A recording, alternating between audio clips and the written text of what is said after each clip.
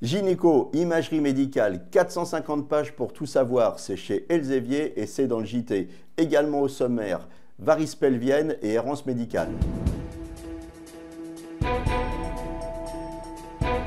Aujourd'hui, je vais vous parler d'un très bel ouvrage qui jusque-là n'existait qu'en anglais, qui est une référence, qui est une somme et que vous avez traduit, docteur Perrault. Alors cet ouvrage, Imagerie médicale en gynécologie, il s'adresse à qui? Alors il s'adresse aux radiologues, aux gynécologues et éventuellement aux sages-femmes, c'est-à-dire à toutes les personnes qui traitent et surtout qui font de l'imagerie en gynécologie, hors obstétrique bien sûr, parce que c'est que la gynécologie. Alors j'ai dit que c'était une référence parce que c'est une traduction d'un ouvrage américain qui est connu et qui circule dans le monde entier. Alors bien sûr, il circule depuis 1 ou 2 ans, je pense, hein, en anglais.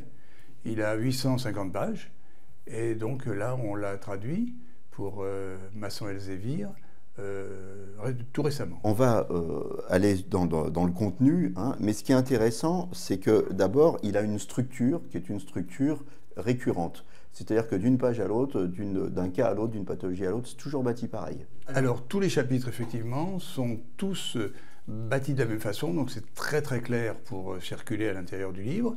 Donc tous les chapitres, d'ailleurs, ont la clinique, la thérapeutique, l'anatomopathologie et bien sûr, évidemment, l'imagerie, puisque c'est le but du livre.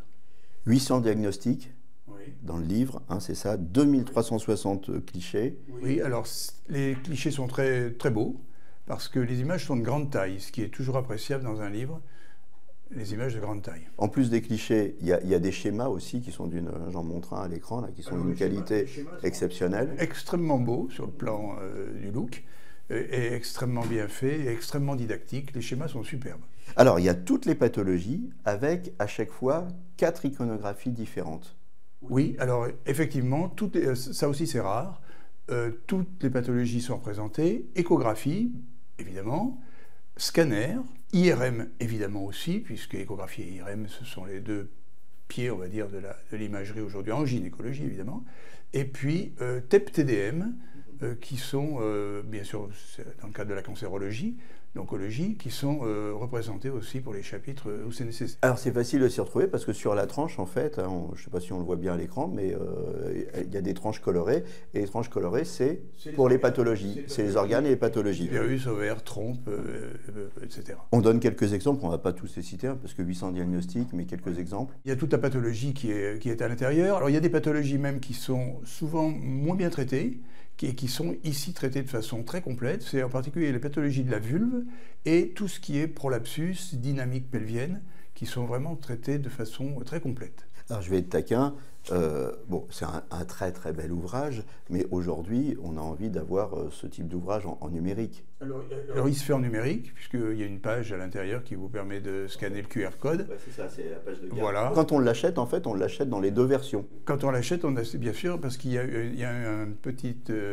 numéro secret à gratter qui vous permet d'ouvrir un code secret sur votre Kindle, comme on dit, sur votre iPad, et qui vous permet d'avoir le livre dans la poche, ce qui est appréciable vu le poids du livre. C'est appréciable vu le poids du livre, c'est appréciable effectivement aussi pour avoir toutes les informations d'un seul clic, mais ce serait dommage de se priver de l'édition papier qui est franchement magnifique. Elle est très très belle, elle a un très très beau look, très très beau, et puis il est quand même très facile à consulter.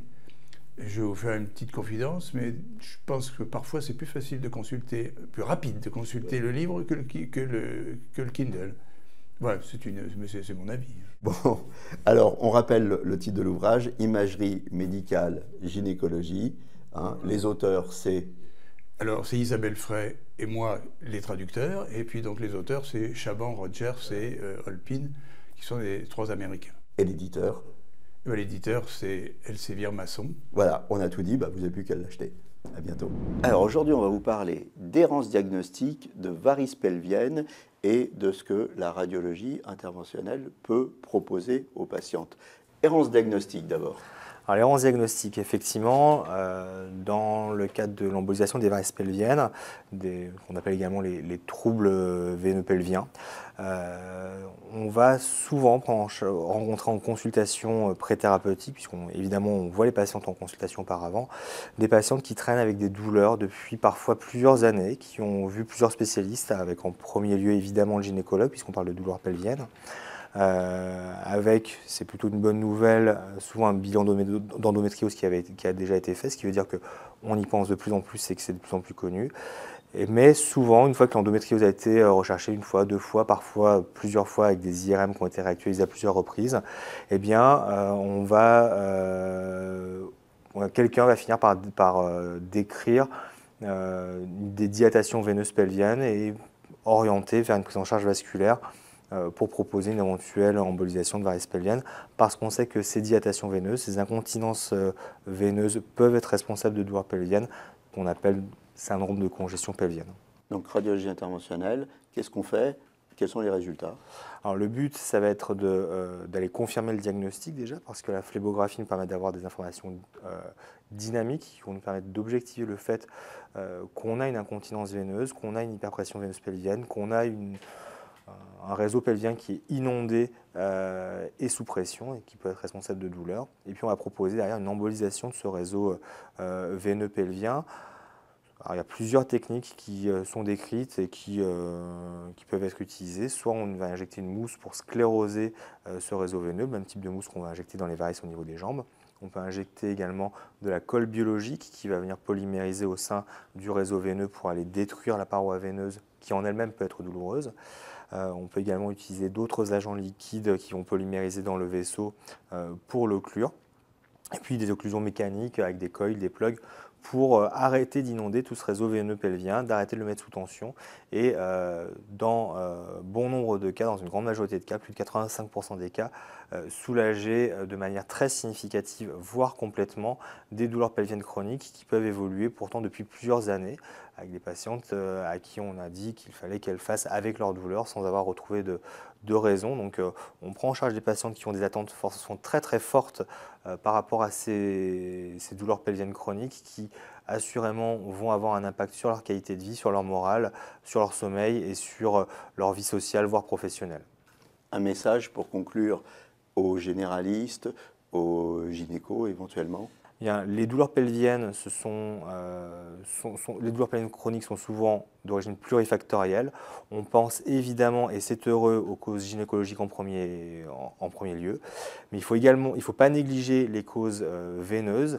Des dilatations variceuses pelviennes décrites sur un compte-rendu d'IRM pelvienne demandé, par exemple, dans le cadre d'un bilan d'endométriose, eh bien, il ne faut pas banaliser ça. Effectivement, c'est fréquent d'avoir des varices pelviennes au décours d'une grossesse. Toute patiente qui a eu un enfant en général a des varices pelviennes.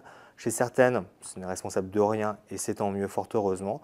Mais lorsqu'on est dans un contexte de douleur pelvienne inexpliquée avec des varices pelviennes, eh bien, il faut chercher la piste du syndrome congestif pelvien.